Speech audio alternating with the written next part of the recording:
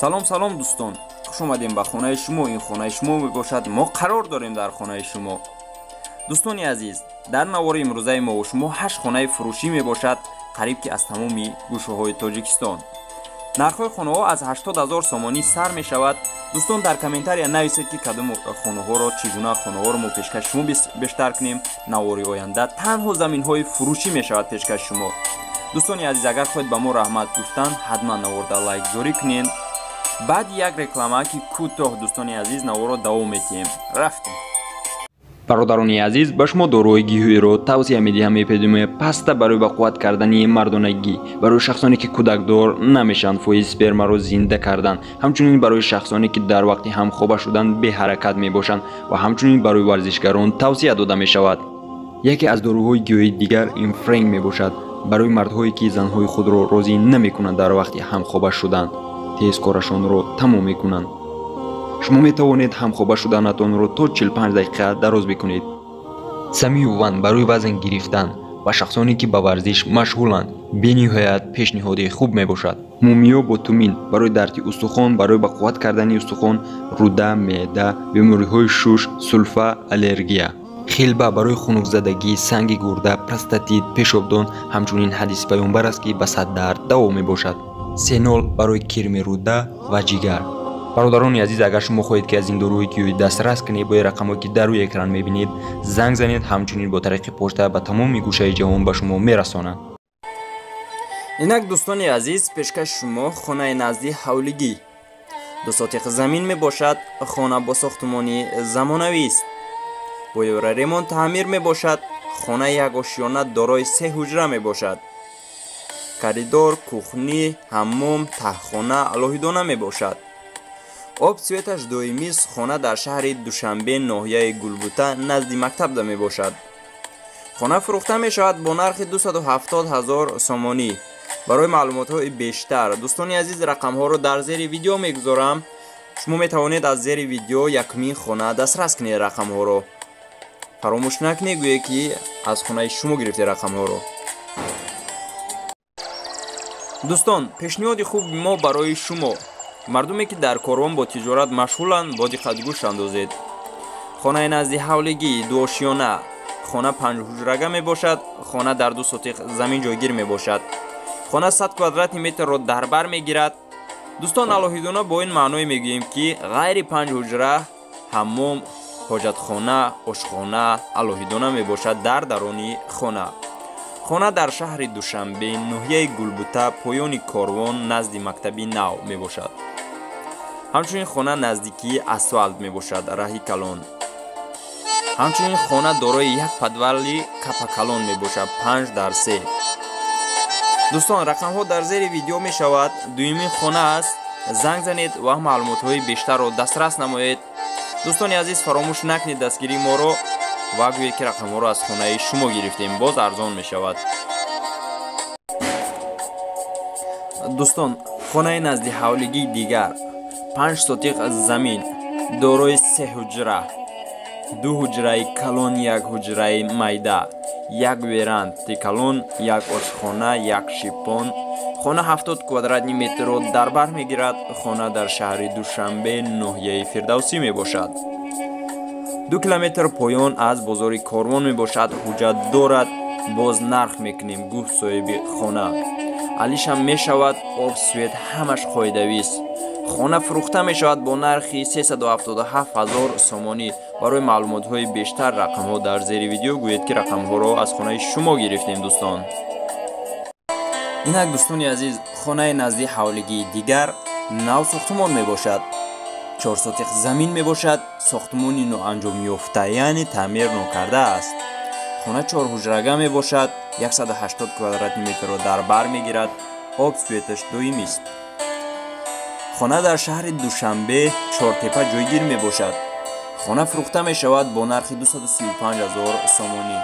дӯстони азиз, мутаассифона ба мо 2 суратша равон карданд. барои маълумотҳои бештар рақамҳо дар зери видео мешаванд. 4-мин хона. дӯстон, дастгириро фаромӯш намекунем. лайкҳои ба видеоро бигзоред ҳатман. фаромӯш накунед гӯе ки рақамҳоро аз хонаи шумо гирифтем. дӯстони азиз, хонаи навбатӣ хонаи назди ҳавлигӣ мебошад. Як ошёна дорои 2 ҳуҷра дар 2 сотих замин ҷойгир аст. хона гирдаш забор дорад. хона дар шаҳри Душанбе, ноҳияи Фирдавсӣ аст.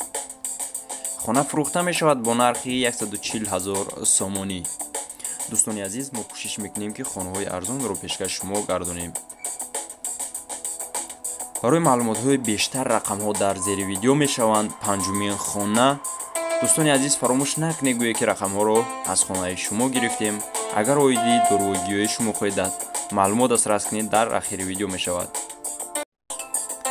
ина тамошогарони азиз, дар ноҳияи Восед, центри районда, пеши бозор, дар дуюм ошиёна 3 ҳуҷрага хона бо калидор ва балкон мебошад. об светашдои мис. хона 35 квадратни метрро дар бар мегирад. хона фурӯхта мешавад бо нархи 80 000 сомонӣ. хона савдо мешавад. барои маълумотҳои бештар рақамҳо дар зери видео мешаванд. занг занед ва маълумотҳои бештарро дастрас намоед. ин шашумин хона мебошад.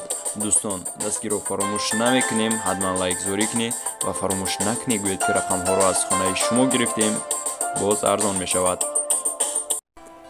дар 14-ум ошиёна як хонага 43 квадратни метрро дар бар мегирад. хона бетаъмир мебошад. коробкаи холист. хона воқеъ мебошад дар шаҳри Душанбе, Домпечат. хона дар назди шоҳроҳ мебошад. ҳамчунин 2 скоростной лифт, детская площадка, боз парковка. хона фурӯхта мешавад бо нархи 213 000 сомонӣ. савдо мешавад. расторошка дода намешавад. хона мутаассифона ба мо як сурат равон карданд. барои маълумотҳои бештар рақамҳо дар зери видео. 7-мин хона. фаромӯш накунед гӯед ки аз хонаи шумо гирифтем рақамҳоро. дӯстони азиз, дастгири моро фаромӯш намекунем. агар хоҳед ба мо раҳмат гуфтан, лайкзорӣ кунед ва наворо паҳн кунед дар шабакаҳои интернетӣ. рафтем. хонаи фурӯшӣ 2 ҳуҷрага дар дуюм ошиёна 76 квадратни метрро дар бар мегирад. суроға шаҳри Ваҳдат, ноҳияи Варота Ромита. хона таъмир нокарда аст. коробкаи холӣ мебошад. хона фурӯхта мешавад бо нархи 185 000 сомонӣ. барои маълумотҳои бештар рақамҳо дар зери видео. занг занед ва маълумотҳои бештарро дастрас намоед. ин 8-мин хона буд. дӯстони азиз, фаромӯш накунед гӯед рақамҳоро аз хонаи шумо гирифтем.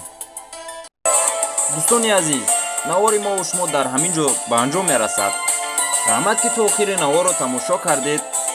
миннатдории худамро ба шумо мерасонам. дӯстон, агар хоҳед ки видеоҳои мо ҷолиб ва тез бароянд, ҳатман дастгирӣ кунед моро. дӯстони азиз, агар шумо хона, мошин ё ягон техникаи бо арзиш дошта бошед, бо ин рақамҳое ки дар рӯи экран мебинед равон кунед бо тариқи Viber танҳо. дӯстони азиз, аз ҳамаи шумо хоҳиш мекунем ки занг назанед, то ин ки вақти худ ва вақти моро сарф накунед беҳуда. танҳо хонаи худро равон кунед.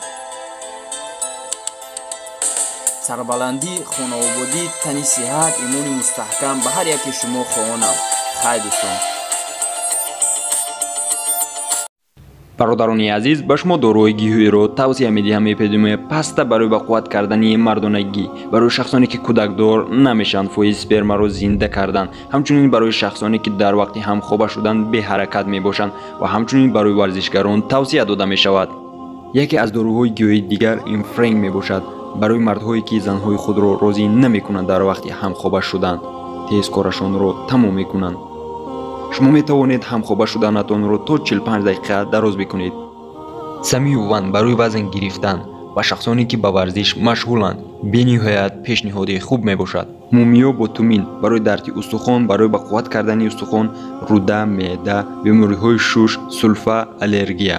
Хелба барои хунукзадагӣ, санги гурда, простатит, пешобдон. ҳамчунин ҳадиси паёмбар аст ки ба саддард даво мебошад. Сенол барои кирми руда ва ҷигар.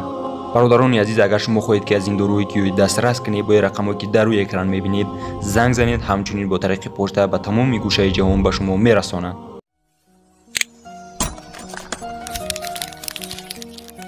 шахсоне ки мошин ё ягон техникаи боарзиш доранд, ба ои рақамҳои мо танҳо бо тариқи Viber равон мекунед.